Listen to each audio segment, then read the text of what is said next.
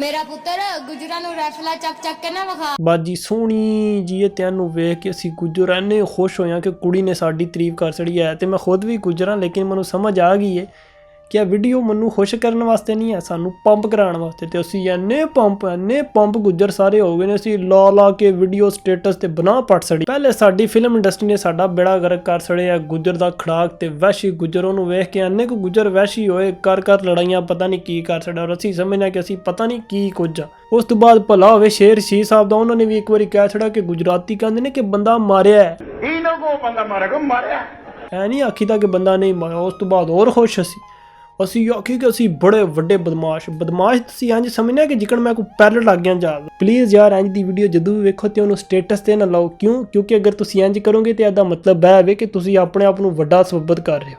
ਤੁਸੀਂ ਕਹਿ ਰਹੇ ਹੋ ਕਿ ਗੁੱਜਰ ਬੜਾ ਵੱਡੀ ਚੀਜ਼, ਮਤਲਬ ਗਰੂਰ 'ਚ ਆ ਗਏ। ਤੇ ਉੱਤੇ ਵਾਲੇ ਨੂੰ ਗਰੂਰ ਨਹੀਂ ਪਸੰਦ, ਉਹ ਭੰਨ ਕੇ ਰੱਖ ਦਿੰਦਾ ਗਰੂਰ। ਐਡੇ ਜੇ ਗੁੱਜਰ ਨੂੰ ਮਸਲ ਕੇ ਰੱਖ ਦੇਗਾ, ਸਮਝ ਵੀ ਨਹੀਂ ਆਵੇਗੀ। ਹਾਂ, ਤੁਹਾਡਾ ਕੋਈ ਫਖਰ ਕਰਨ ਤੇ ਦਿਲ ਕਰਦਾ ਤੇ ਇਹ ਚੀਜ਼ਾਂ ਨਹੀਂ ਜਿਨ੍ਹਾਂ ਤੇ ਫਖਰ ਕੀਤਾ ਜਾਣਾ ਚਾਹੀਦਾ। ਫਖਰ ਕੀਤਾ ਜਾਣਾ ਚਾਹੀਦਾ ਕੁਝ ਬਣ ਕੇ ਵਹਾਣ ਤੇ। ਕੁਝ ਕਰੋ ਯਾਰ, ਅੰਮਾ ਅੱਬੇ ਦਾ ਸਾਹ ਸੌਖਾ ਕਰੋ। ਭੈਣਾਂ ਕੁਵਾਰੀਆਂ ਬੈਠੀਆਂ ਨੇ ਤੇ ਤੁਸੀਂ ਗੁੱਜਰ ਬਣਨ ਨੂੰ ਫਿਰਦੇ ਹੋ। ਨਹੀਂ ਯਾਰ, ਗੈਰਤ ਕਰੋ ਯਾਰ, ਗੁੱਜਰ ਬਣੋ ਲੇਕਿਨ ਗੈਰਤਮੰਦ, ਬੇਗੈਰਤ ਨਹੀਂ, ਬਦਮਾਸ਼ ਨਹੀਂ।